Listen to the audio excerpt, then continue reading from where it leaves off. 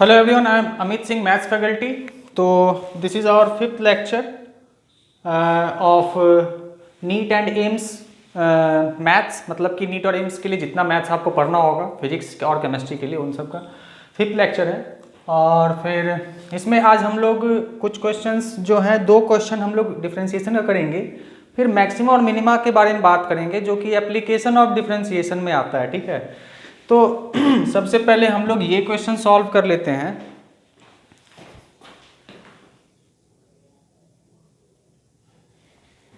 ठीक है, अब यहाँ पे क्या है ना, एक्स क्यूब है, साइन एक्स है, टेन एक्स है। हमने तो u इंटू भी का फॉर्मूला पढ़ा था, यहाँ तो तीन तीन आ गया। अब क्या करें, तो तीन आए चाहे 300 आए, सबका उपाय है।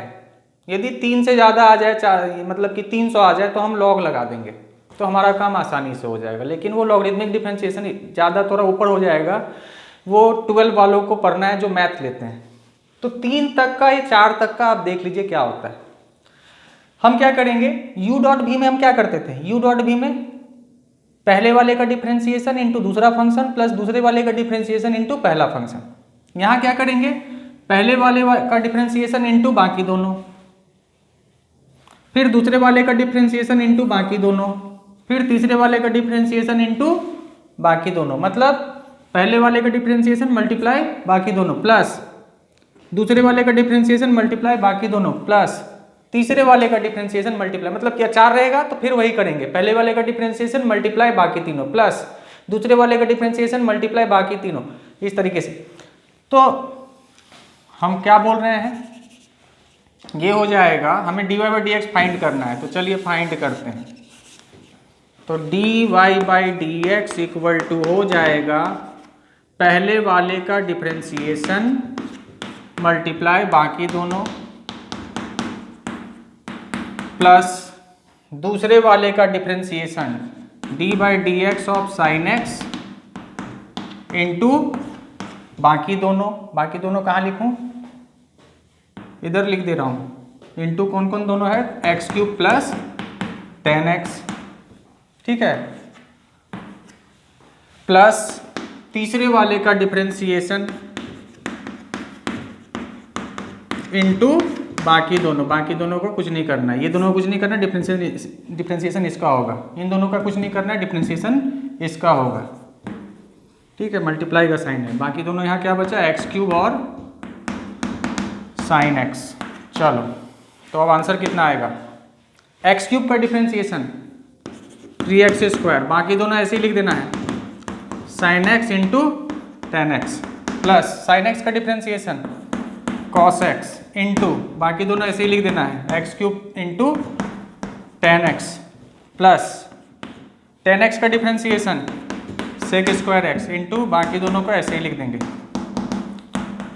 तो 3 फंक्शन था, एक एक का डिफरेंशिएशन करते गए, बाकी दोनों को रखते गए। 4 रहेगा तो एक एक का डिफरेंशिएशन करते जाएंगे, बाकी तीनों को ऐसे ही मल्टीप्लाई करके साथ में रखते जाएंगे और बीच में प्लस प्लस का साइन लिखते जाएंगे। बात खत्म, आगे बढ़ते हैं। नेक्स्ट क्वेश्चन है, इसको हम लोग बोलते हैं, जैसे dy बाई डी एक्स हम निकालते हैं ना, तो इसको बोलते हैं फर्स्ट ऑर्डर डेरिवेटिव। इसको क्या बोलते हैं, first order derivative. d2y by D x two जब निकालेंगे तो इसको हम लोग बोलते हैं सेकेंड ऑर्डर डेरिवेटिव। क्या बोलते हैं, सेकेंड ऑर्डर डेरिवेटिव। तो कैसे निकालते हैं, पहले हम dy बाई डी एक्स निकालेंगे, उसके बाद फिर एक बार डिफरेंशिएट कर देंगे। तो dy बाई डी एक्स क्या होगा, यहाँ पे dy बाई डी एक्स होगा 6 2 12x, मतलब पावर से मल्टीप्लाई करेंगे, पावर में घटा देंगे। d2y by D x two का मतलब है कि अब इसको एक बार और डिफरेंशिएट करेंगे। तो इसको एक बार और डिफरेंशिएट करेंगे, तो dy बाई डी एक्स को डिफरेंशिएट करेंगे विद रिस्पेक्ट टू x, तो ये क्या हो जाता है, ये हो जाता है d2y by D x two equal to इसका डिफरेंशिएशन, मतलब dy बाई डी एक्स ही निकाल रहे हैं ना, तो इसका x का डिफरेंशिएशन कितना होता है, 1 होता है। तो 12 बन जा 12, आ गया आंसर। तो ये है हमारा second order derivative. Third fourth जितना बोले हम निकाल सकते हैं, कोई समस्या नहीं है। आप लोगों को पार्शियल डिफरेंशिएशन भी सिखा दूंगा, क्योंकि उसमें बहुत बच्चे अटकते हैं, परेशान घूमते रहते हैं, बायोलॉजी वाले, मेडिकल वाले, वो भी सिखा दूंगा।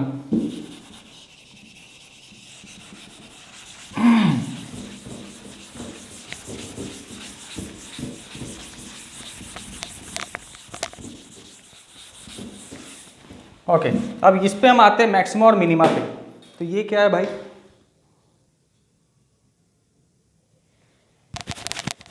ठीक है। तो मैक्सिमा और मिनिमा क्या है, किसी फंक्शन का ग्राफ ड्रॉ किया हुआ है, ये जो है y equal to f of x एक फंक्शन है, उसका एक ग्राफ ड्रॉ किया हुआ है, ठीक है। अब इस ग्राफ में देखो, इस ग्राफ से पता चल रहा है कि ये ग्राफ का मिनिमम वैल्यू देगा इस पॉइंट पे, ठीक है। और मतलब यहाँ पे ग्राफ का मिनिमम वैल्यू एग्जिस्ट करेगा, मिनिमा होगा। और यहाँ पे मैक्सिमम वैल्यू मिलेगा हमें y का मिनिमम वैल्यू यहाँ मिलेगा और y का मैक्सिमम वैल्यू। तो इस पॉइंट को हम पॉइंट ऑफ मिनिमा और इस पॉइंट को हम पॉइंट ऑफ मैक्सिमा कहेंगे। अच्छा देखो, जो पॉइंट ऑफ मिनिमा है वहाँ पे यदि हम टेंजेंट ड्रॉ करेंगे तो वो एक्स एक्सिस के पैरेलल आ रहा है, तो उसका स्लोप कितना हो जाएगा, 0। वो एक्स एक्सिस के साथ 0 डिग्री बना रहा है ना। यहाँ पे हमने मिनिमा पे टेंजेंट ड्रॉ किया ग्राफ पे, तो वो एक्स एक्सिस के पैरेलल आ रहा है, एक्स एक्सिस के साथ एंगल कितना बनाएगा, 0। तो उसका स्लोप कितना हो जाएगा, 0। और dy बाई डी एक्स क्या होता है, dy बाई डी एक्स होता है स्लोप ऑफ टेंजेंट। मैक्सिमा पे भी वही होगा, यहाँ भी हम जब टेंजेंट ड्रॉ करेंगे तो उसका स्लोप कितना होगा, 0 होगा, क्योंकि वो y एक्सिस के पैरेलल ड्रॉ हो रहा है। अच्छा, अब यहाँ पे क्या है कि at the point of maxima and minima dy by D x कितना हो जाता है, 0। dy बाई डी एक्स मतलब स्लोप ऑफ टेंजेंट, ये टेंजेंट का स्लोप देता है हमें, मैंने डिफरेंशिएशन के स्टार्टिंग में ही पढ़ाया था।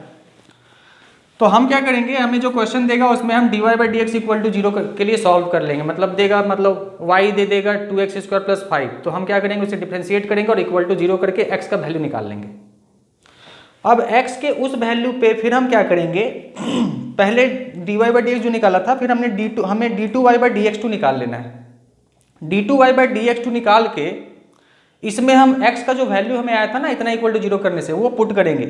तो यदि वो पुट करने से d2y by D x two का वैल्यू पॉजिटिव आ गया तो x के उस पॉइंट पे मिनिमा होगा, और यदि d2y by D x two का वैल्यू लेस देन 0 आ गया, मतलब नेगेटिव आ गया, तो उस पॉइंट पे मैक्सिमा होगा।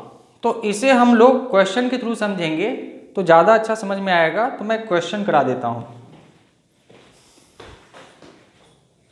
अच्छा, यहाँ पे थोड़ा सा समझ लीजिए, d2y by D x two positive आया तो मिनिमा होगा और नेगेटिव आया तो मैक्सिमा होगा। अब क्वेश्चन करते हैं हम इस पे एक।